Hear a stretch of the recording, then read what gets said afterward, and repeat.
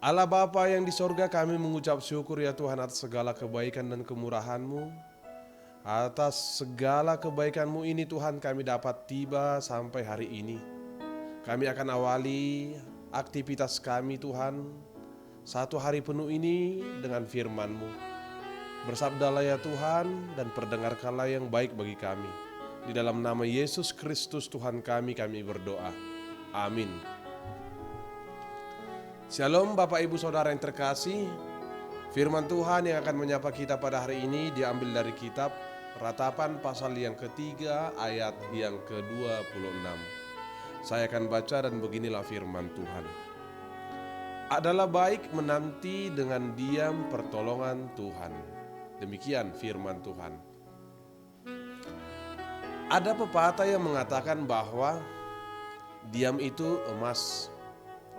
Tentu perkataan ini ingin menegaskan kepada kita tentang pentingnya berdiam diri sebagai langkah atau cara dalam mengatasi masalah di dalam hidup. Demikian juga dengan kita. Setiap kita mungkin pernah mengalami beberapa persoalan yang bisa saja datang secara bersamaan dan membuat kita panik, kebingungan dan kehilangan kesabaran, bahkan kehilangan kendali untuk berpikir tenang dalam mencari solusi. Namun sangat berbeda dengan nasihat firman Tuhan yang disuarakan kepada kita lewat nats hari ini. Firman Tuhan yang mengatakan kepada kita bahwa kita menanti dengan diam pertolongan Tuhan sebagai jalan yang terbaik dan langkah yang paling tepat efektif dari Tuhan. Nah, apa sikap sungguh yang harus kita lakukan ketika kita sudah mengawali firman ini dengan sapaan yang menguatkan kita? Yang pertama, Tuhan katakan kepada kita, mari berdiam diri dan tidak panik. Ada perkataan dalam pepatah orang Batak dikatakan bahwa hohom songon na mangalang sasagun. Tentu pernyataan ini hendak menyampaikan sebuah pesan tentang pentingnya sikap berdiam diri dalam merencanakan atau melakukan sesuatu demi kebaikan hidup kita. Firman Tuhan yang menyapa kita hari ini mengingatkan kita agar menanti pertolongan Tuhan dengan berdiam diri.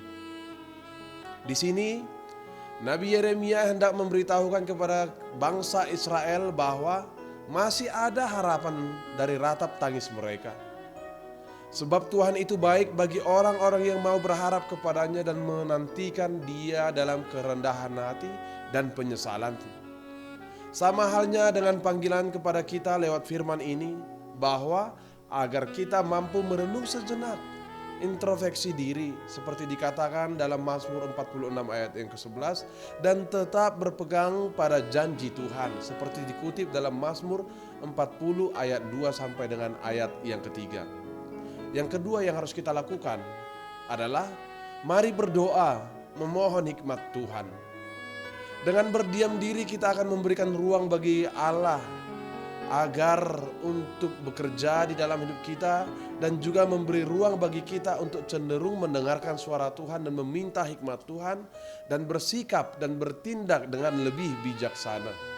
Terlebih ketika kita dalam menghadapi pergumulan dan dalam kesesakan kita cenderung tergoda untuk lebih reaktif, agresif sehingga tidak sedikit orang yang mengambil jalan pintas karena dorongan emosional, kemarahan atau masalah yang dihadapinya seperti stres, bunuh diri, dan melakukan kejahatan-kejahatan lain-lainnya. Oleh karena itu, ketika kita berada dalam situasi sulit, usahakanlah untuk tenang, usahakanlah untuk tetap diam untuk beberapa saat.